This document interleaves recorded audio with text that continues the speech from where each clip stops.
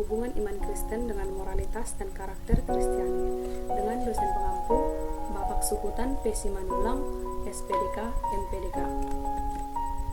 Ada terdapat 3 topik yang akan dibahas dalam presentasi ini. Yang pertama, pengertian etika dan moralitas, yang akan dijelaskan oleh Muna Lolita Silalahi, Cindy Christine Pasari. Topik yang kedua, membangun norma untuk penilaian moral, yang akan dijelaskan oleh LP Mupakat Putri Lahabu dan Putri Jayanti.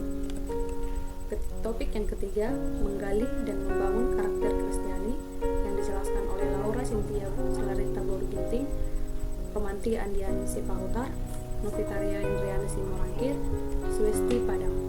Selamat menyaksikan. Etika merupakan ilmu pengetahuan yang berhubungan dengan upaya menentukan perbuatan-perbuatan yang dilakukan oleh manusia untuk dikatakan baik atau buruk. Dengan kata lain, aturan ataupun pola-pola dari tingkah laku yang dihasilkan oleh akal manusia. Etika dibagi menjadi 2, yaitu etika baik dan etika buruk.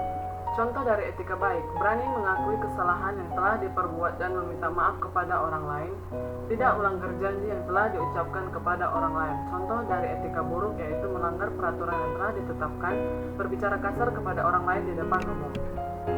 Etika Kristen.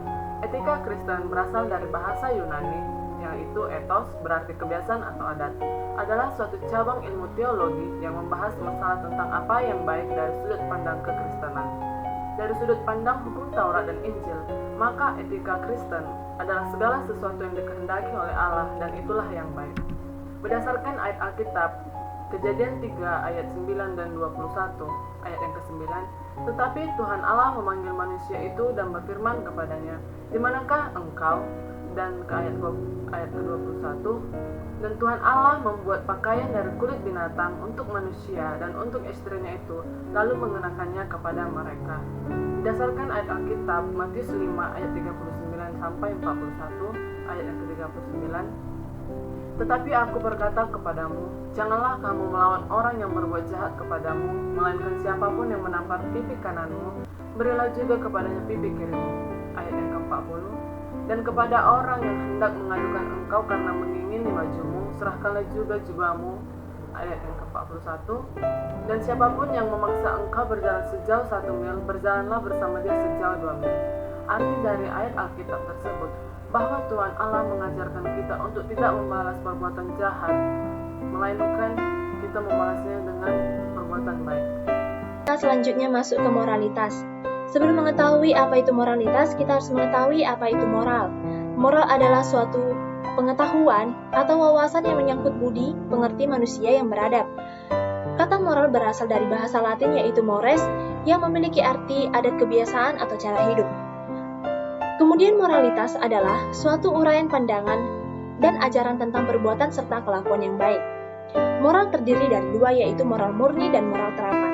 Moral murni atau disebut juga hati nurani, yaitu moral yang terdapat dalam setiap manusia sebagai suatu bentuk anugerah dari Tuhan. Contohnya ialah kita memiliki sikap yang penyayang, sabar, sopan santun, baik hati, atau dengan berakhlak baik. Kedua, moral terapan merupakan sesuatu yang didapat dari ajaran berbagai ajaran, adat, agama, filosofis yang menguasai kehidupan manusia sesuai lingkungan tempat tinggal kita. Kemudian kita masuk ke moralitas Kristiani. Moralitas berasal dari kata moral, artinya ajaran baik dan buruk yang diterima umum mengenai perbuatan, sikap kewajiban, akhlak, budi pengerti, dan susila. Kondisi mental yang membuat orang tetap berani, bersemangat, bergairah, dan berdisiplin. Isi hati atau keadaan perasaan sebagaimana terungkap dalam perbuatan. Moralitas artinya sopan santun, segala sesuatu yang berhubungan dengan etiket dan adat istiadat maupun adat sopan santun. Moralitas Kristiani artinya sopan dalam segala hal yang berhubungan dengan etiket atau adat istiadat atau adat sopan santun yang didasarkan atas ajaran agama Kristen yang bersumber dari Alkitab. Moralitas berdasarkan Alkitab bisa kita lihat dari Amsal 12 ayat 24 yang berkata, tangan orang rajin memegang kekuasaan, tetapi kemalasan mengakibatkan kerja paksa. Artinya, orang yang rajin itu akan bekerja dengan sungguh-sungguh, dengan demikian ia akan mendapatkan kedudukannya dan kekuasaan. Sebaliknya, orang yang malas cenderung mengalami kesulitan. Kemudian bisa kita lihat dari Amsal 6 ayat 6 yang berkata, "Hai pemalas, pergilah kepada semut, perhatikanlah lakunya dan jadilah bijak." Artinya, bagi mereka yang mau bekerja dengan rajin harus belajar dari semut yang begitu aktif dan kreatif, juga rajin agar mereka sadar dan memperbaiki diri.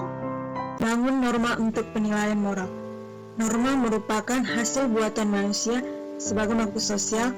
Pada awalnya, aturan ini dibentuk secara tidak sengaja. Lama-kelamaan, norma-norma itu disusun atau dibentuk secara sadar. Norma dalam masyarakat berisi tata tertib, aturan, dan petunjuk standar perilaku yang pantas atau wajar. Tingkat norma sosial. Berdasarkan tingkatnya, norma di dalam masyarakat dibedakan menjadi 4. Yang pertama, cara atau usik. Cara adalah suatu bentuk perbuatan tertentu yang dilakukan individu dalam masyarakat. Yang kedua, kebiasaan atau folkways. Kebiasaan merupakan suatu bentuk perbuatan berulang-ulang dengan bentuk yang sama yang dilakukan secara sadar dan mempunyai tujuan-tujuan jelas dan dianggap baik dan benar. Contoh, memberi hadiah kepada orang-orang yang berprestasi dalam suatu kegiatan atau kedudukan. 3. Tata kelakuan atau mores. Tata kelakuan adalah sekumpulan perbuatan yang mencerminkan sifat-sifat hidup dari kelompok manusia yang dilakukan secara sadar guna melaksanakan pengawasan oleh sekelompok masyarakat terhadap anggota-anggotanya. Contoh, melarang pembunuhan, pemerkosaan, atau menikahi saudara kandung. Yang keempat, adat istiadat atau kasta. Adat istiadat adalah sekumpulan tata kelakuan yang paling tinggi kedudukannya, karena bersifat kekal dan terintegrasi, sangat kuat terhadap masyarakat yang memilikinya. Poin Canang Ringa menyebut adat istiadat sebagai kebudayaan abstrak atau sistem nilai. Pelanggaran terhadap adat istiadat akan menerima sanksi yang keras, baik langsung. Membangun norma. Membangun norma adalah menanamkan perilaku yang baik terhadap diri sendiri maupun sekitarnya dan menaati segala aturan atau ketentuan yang telah ditetapkan dalam lingkungan tersebut. Tujuan membangun norma dalam Kristen yaitu 1. Mengatur tata cara hidup manusia dalam kehidupannya, di mana sumbernya dipercaya berasal dari Tuhan yang Maha Esa.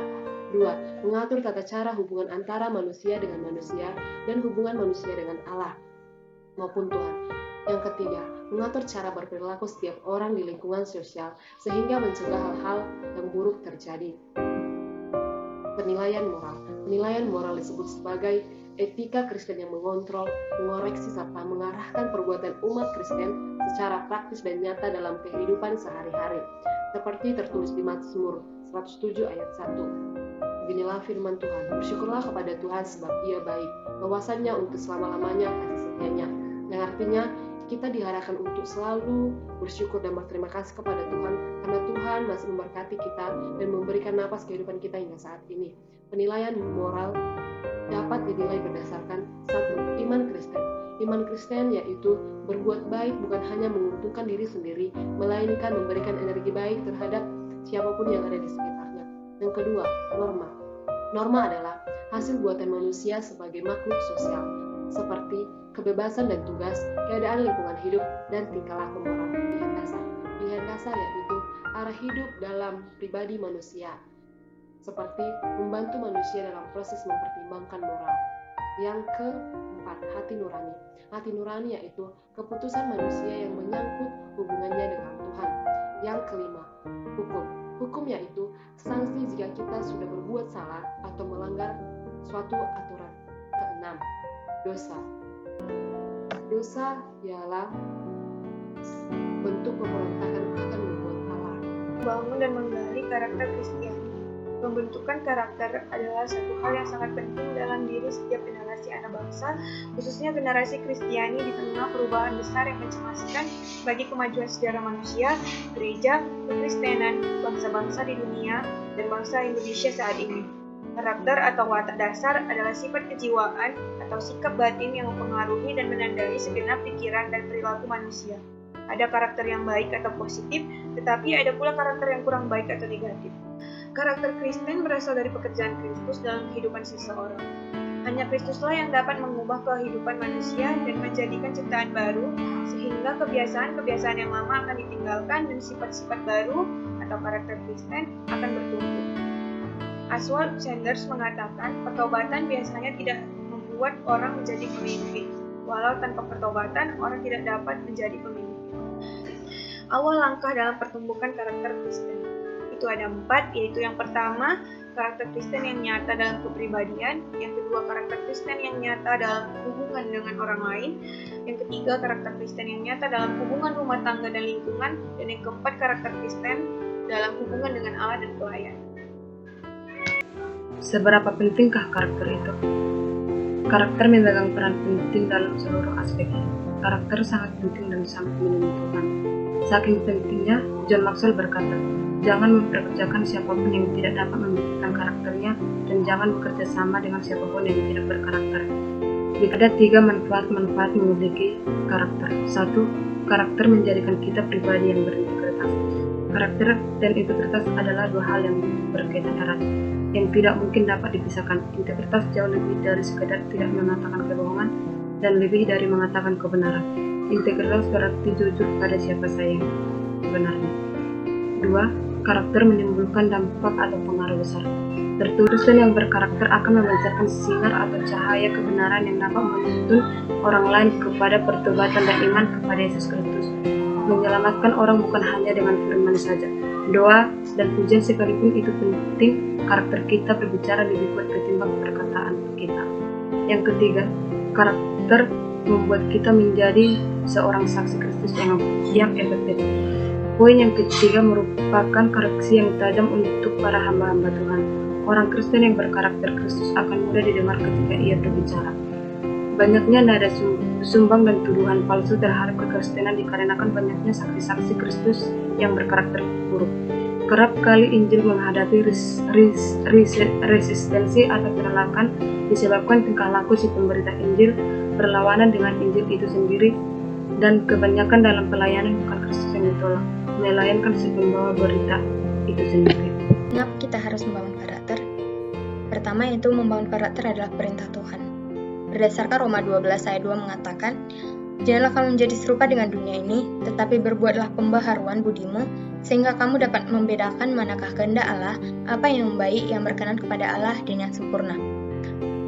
Dalam Kolose 3 ayat 12 mengatakan, karena itu sebagai orang-orang pilihan Allah yang dikuduskan dan dikasihaninya, kenakanlah belas kasihan, kemurahan, kerendahan hati, kelemah lembutan, dan kesabaran. Yang kedua, membangun karakter adalah tanggung jawab kita, bukan tanggung jawab Roh Kudus.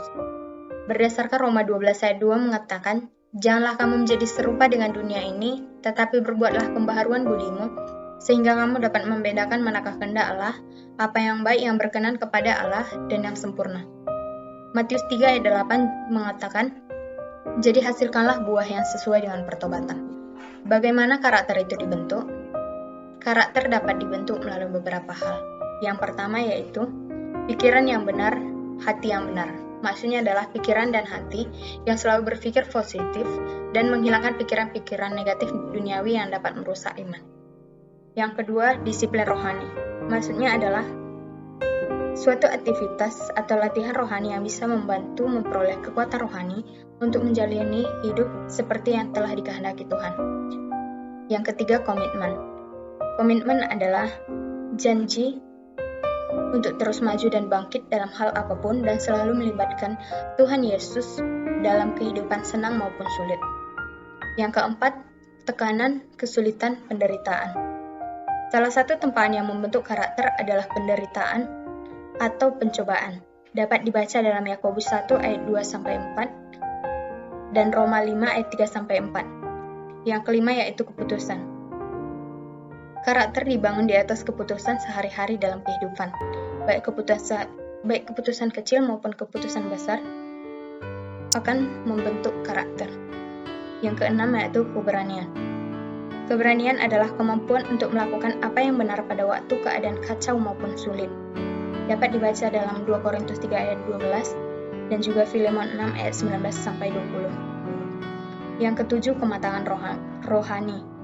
Kristen yang berkarakter Kristus adalah Kristen yang matang dan dewasa, yang mampu tetap konsisten menjunjung nilai-nilai kebenaran dan Alkitabiah dalam hidupnya, di tengah himpitan pengaruh-pengaruh negatif yang melanda zaman sekarang ini, hubungan antara iman dan etika Kristen dan karakter Kristen.